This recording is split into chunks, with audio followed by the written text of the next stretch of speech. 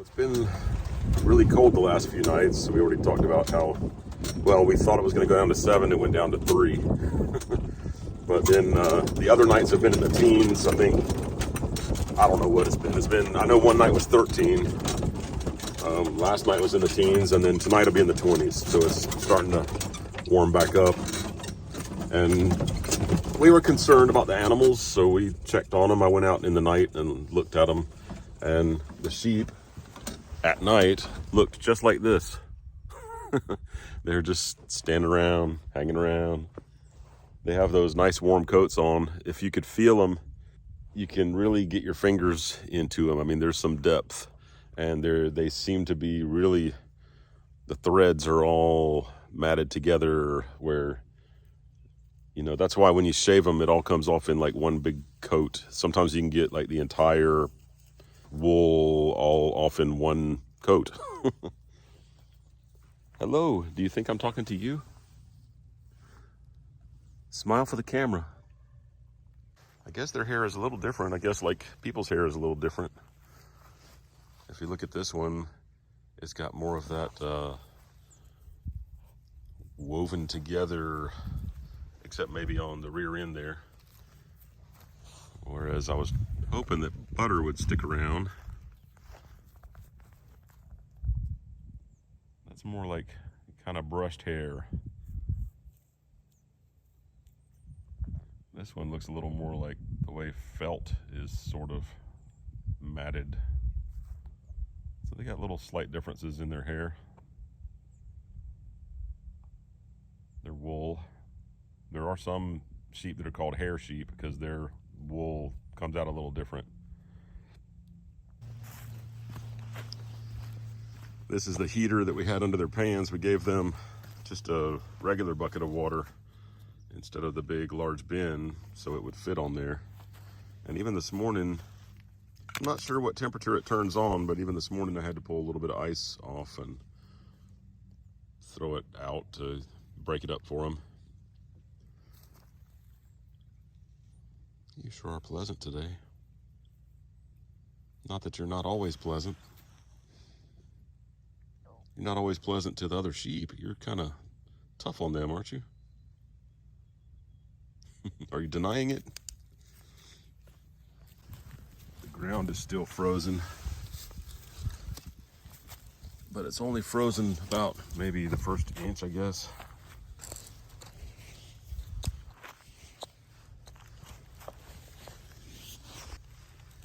Pretty tough to get that thing started, but once I get through about the first inch, inch and a half, then it pushes on in. This ground is usually pretty soft and the stakes push in pretty easy. I should have pulled up this fence the other day. This is the fence that I'm about to set up over there. And sometimes I pull the fences up and lay them out for the next time that I'm moving them.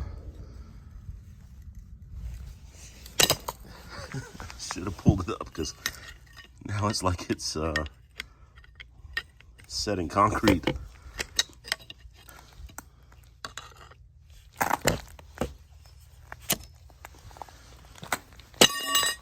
There we go. That's the third stake in a row I've had to pull out with a crowbar. Fortunately, the ground is hard enough that I can pry against it like a piece of wood or a piece of concrete. And here's my next stake. Frozen completely in the ice. Hopefully this one will be easier, but I'll have to use a crowbar again.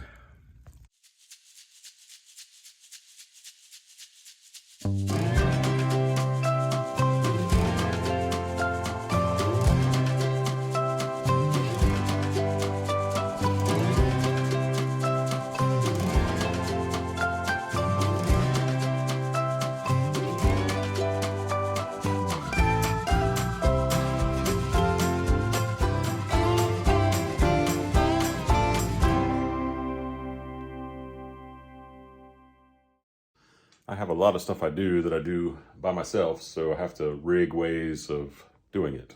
I had bought a little bit of drywall, and now it's in my way of doing another project, so I got to get it installed or get it inside or something. But this first sheet is pretty easy because it doesn't have, like, you know, the next sheet is going to have these lights cut in it, so I got to cut the holes in exactly the right place. But this one just needs to go up. I cut it to the right size. It's ready to go up. I screwed a board on the wall right here to hook it on. I made some little wood blocks here so I can just bump it against the block and it'll be centered properly. So I made another block like that back here too. You know, when I bump the drywall to it, it'll be right on the center of the beam, and then my next piece will be centered and the next one will be centered. Everything I'd put against this one will be centered all the way down. Here I go.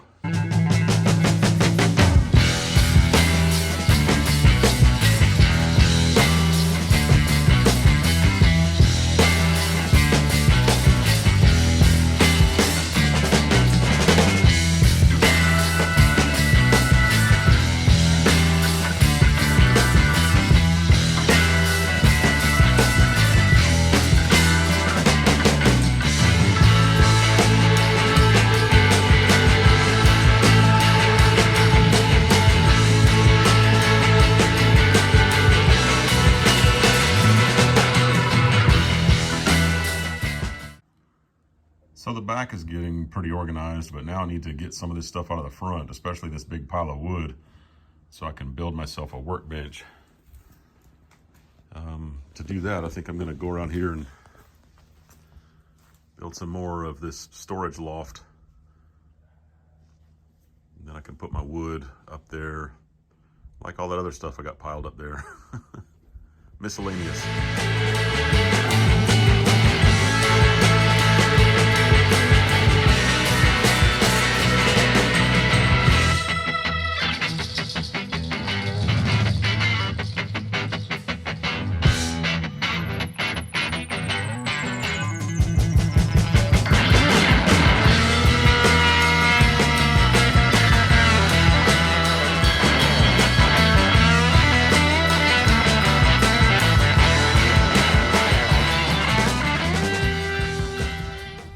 Got all the wood out of here and I stored it up on top of those that loft that I created up there, and now I'm building a frame to set my workbench onto. I'm just using this door right here. It's a solid core door, kind of old, and just gonna set it on this frame and that'll be my workbench.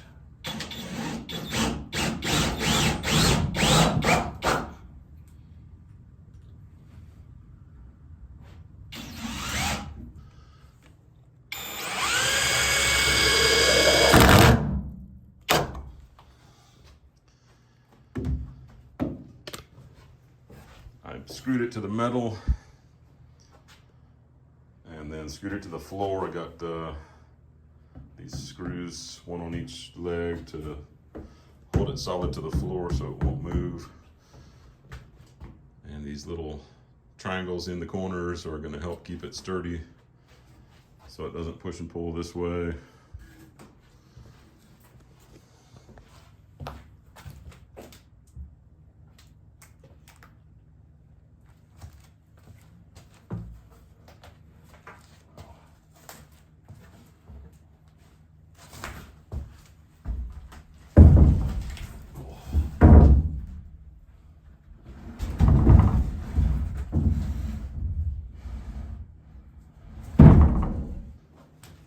It's not perfect, but it is a very strong, sturdy surface because it is, like I said, it's solid core. It's got this particle board throughout the entire door. Now I've got a real workbench.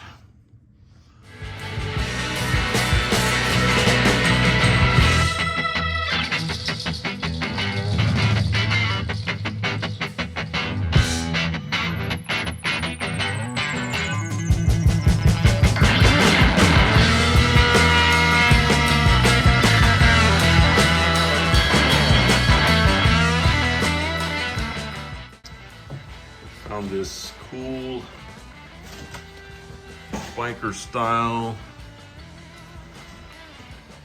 pneumatic roller seat at Harbor Freight. And it actually feels pretty sturdy.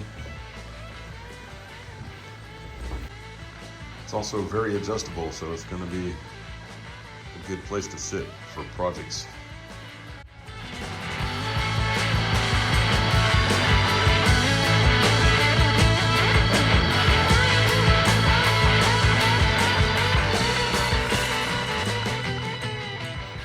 So less than a week ago, it was freezing cold. I had a toboggan on and the thickest jacket I own, thermal underwear, everything. Now I don't even have thermal underwear on. I just got a regular shirt on. So anyway, I'm about to do a little more of this drywall. We only bought 4 pieces just to get started. I wasn't gonna knock out all the drywall all at once. But let's see what I can get done. These are gonna be the tougher ones. So this next sheet, I have to cut out the light. I gotta take this hole saw and cut the hole. And it is pretty much, it's just the slightest hair bigger than the light. So it's gotta be very, very precise. Gotta get my measurements exactly perfect. Drywall is not terrible. It's kind of fun to score it and snap it. You know, it's not too terribly hard to work with, but I did work on a house once.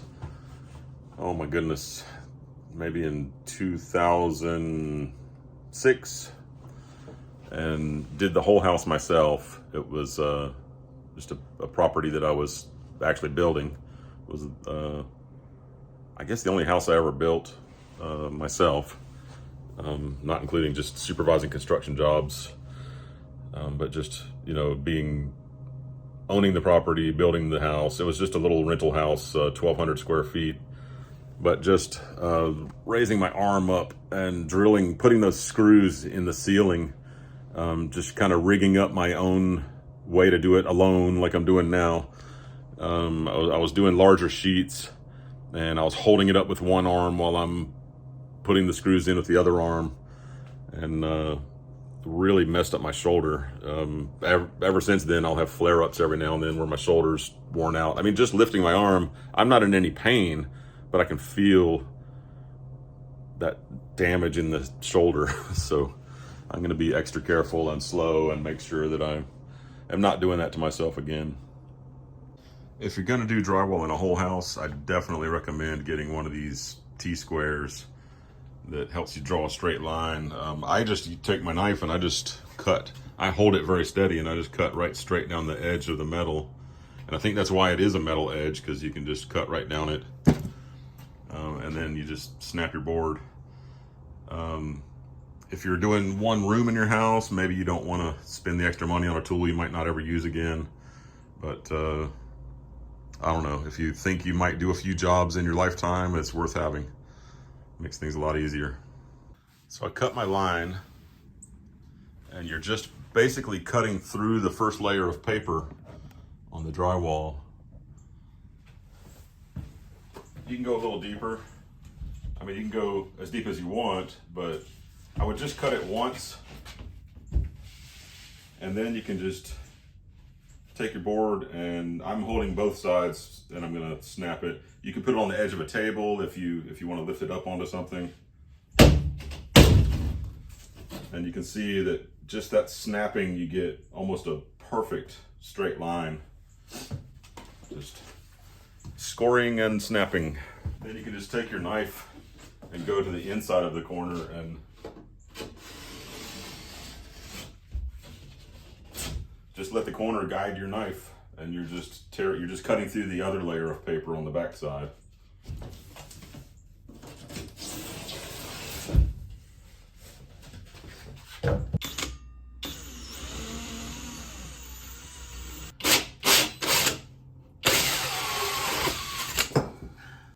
Okay, I got both holes done now. I hope they're in the right place.